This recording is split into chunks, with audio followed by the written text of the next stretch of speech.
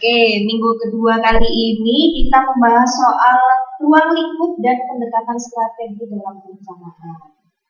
Kan minggu lalu kita udah ngomongin banyak ya strategi perencanaan. Kita tadi udah membahas strategi komunikator, ada strategi pesan, sampai strategi budaya. Yang ada di modul ini juga ada nanti yang namanya pendekatan strategi. Tapi sebelumnya kita ngomongin dulu soal ruang lingkup. Dan yang perlu diperhatikan, kalau ngomongin perencanaan itu nggak bisa langsung sekali jadi ya. Jadi yang namanya perencanaan itu adalah sebuah proses belajar. Karena dalam merencanakan sesuatu sampai pelaksanaan, sampai evaluasi, itu kan selalu ada tahap-tahapnya. Nah, setiap tahap itu selalu ada perencanaan juga. Nah, dari situlah kita kenapa namain kalau perencanaan itu adalah proses pembelajaran. Soalnya setiap saat kita bakal melalui proses itu. Makanya nggak bisa sekali jadi, tapi harus proses yang berputar, gitu ya. Nah, terus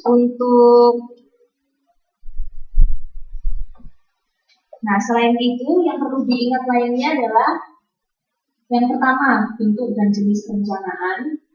Nanti juga ada prosedur perencanaan, ada syarat perencanaan, teknik, tujuan umum, dan pendekatan dan strategi perencanaan. Ini semuanya yang bakal kita bahas dalam minggu ini. Jadi nanti waktu Mbak pulang diharapkan kita semuanya sudah ngerti soal perencanaan menurut waktu. Nanti perencanaan itu ada pembagiannya ya. Yang pertama dan menurut waktu, terus kita juga bisa ngerti soal perencanaan menurut strategis dan taktisnya, terus perencanaan menurut sifatnya, aspek-aspek perencanaan, yang nantinya ada brainstorming, terus manajemen by objektif, sampai program planning, sampai yang terakhir nanti kita juga ngerti gimana sih pendekatan ilmiahnya perencanaan.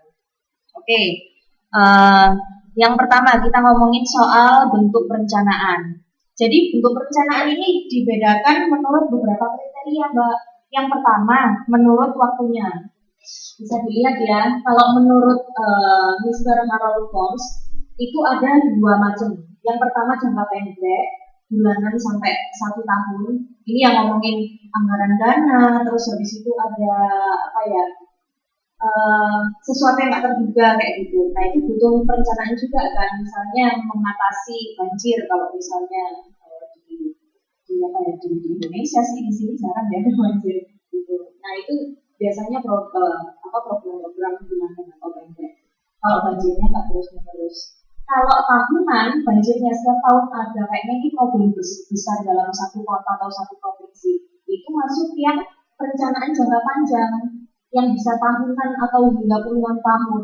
Yang misalnya dalam satu kota itu nanti aku mau ngadain membangun jalan layang atau selokannya nanti benar-benar harus bersih dan menggunakan peraturan-peraturan lainnya buat masyarakat supaya itu lebih bersih dan nggak jadi banjir. Itu yang dinamakan jangka panjang. Jadi tinggal diingat-ingat aja kalau jangka pendek ya berarti waktunya lebih sempit ya bulanan atau paling maksimal 1 tahun. Tapi kalau yang jangka panjang bisa tahunan hingga puluhan tahun. Gitu. Oke. Kemudian, ini juga yang perlu diingat ya kalau menurut Harold Combs itu di dalam perencanaan ini entah itu jangka panjang atau jangka pendek, ada yang namanya recovery of cost principle. Yang maksudnya adalah kalau bisa yang kemarin sudah kita keluarkan itu biaya untuk saya tadi eventnya ya udah ngomongin update apa, terus habis itu ada solar kit atau yang lainnya yang semuanya itu butuh dana. Kalau bisa nanti juga semua biayanya itu harus dibalikin di akhir gitu. Maksudnya kita melakukan event itu juga harus memperhatikan jangan sampai rugi gitu. Jangan sampai rugi, nanti biaya-biaya yang sudah dilakukan di awal, di akhir itu harus nutup gitu. Makanya itu juga harus tercantum dalam sebuah perencanaan. Nah, kalau menurut pendapat berikutnya ini kita bisa lihat dari cakrawalannya, perencanaan itu ada 3 macam. Ada jangka panjang, 20 tahunan lah kira-kira. Terus habis itu menengah, sekitar 5 tahun. Terus yang ketiga adalah tahunan. Biasanya ya sama kayak jangka pendek kita di siklus anggaran. Karena ada kan pembukuan tiap tahun kayak gitu. Nah itu masuk yang jangka pendek. Ini ada contohnya nih, ada pengembangan personel dan juga fasilitas kesehatan. Kalau pengembangan personel kira-kira masuk yang di jangka panjang, menengah atau tahunan ya kira-kira? Pengembangan personel misalnya ada ngadain pelatihan buat karyawan gitu, misalnya kayak gitu. Itu bisa masuk pengembangan personel, itu bisa masuk di jangka panjang apa pendek? Yang mana ayo? Tahunan.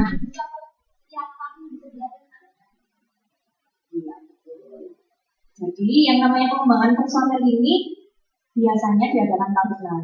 Tapi juga ada perusahaan yang mengadakan ini tuh di tengah-tengah, maksudnya itu jangka menengah, jadi setiap 5 tahun sekali karena agendanya dia buat pengembangan personel itu sangat banyak dan biayanya itu nggak sebanyak yang diperlukan gitu. Akhirnya dia mengadakannya jangan cepet-cepet, jadi 5 tahun sekali aja gitu. Jadi tergantung.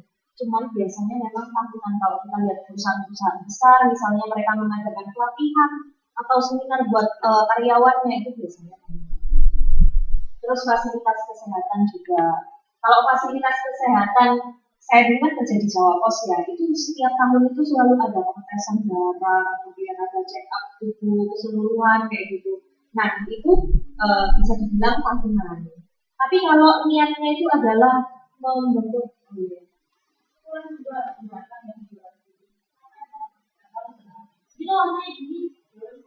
ini sama enggak? Bukan, perencanaan urutan di yang ini.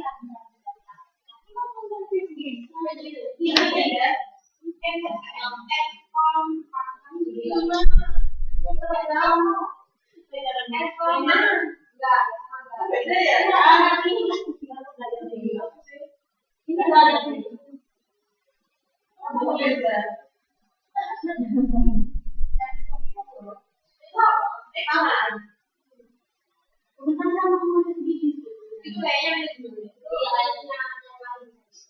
depannya nggak ada judulnya, Mbak.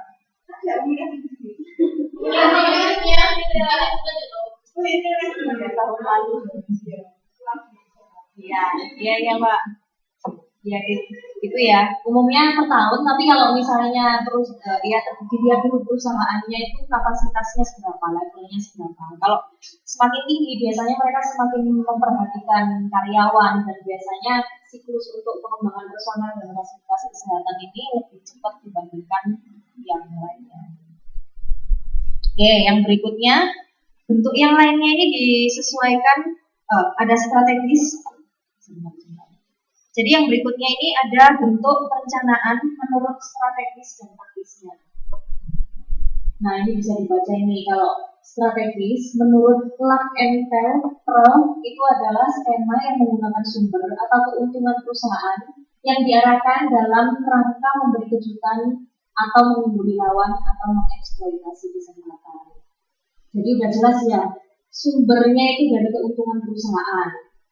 Terus tujuannya apa? Untuk memberi kejutan. Kejutan itu ya surprise kayak gitu. Tiba-tiba di tengah-tengah ada mereka ngadain apa kayak gitu. Ya kalau acara kecil ya misalnya ya jalan sehat gitu, tengah-tengahnya ada surprise gitu contohnya. Terus untuk mengungguli lawan atau mengeksploitasi kesempatan. Jadi maksudnya kalau bisa itu dapat kesempatan yang sebanyak-banyaknya, bisa memanfaatkan kesempatan sebanyak-banyaknya. Itu yang strategis. Contohnya ada perumusan tujuan lembaga, memenangkan perang, kalau misalnya dalam militer. Ya, jadi istilah ini kan sebenarnya itu diambil dari ruang lingkup kemiliteran.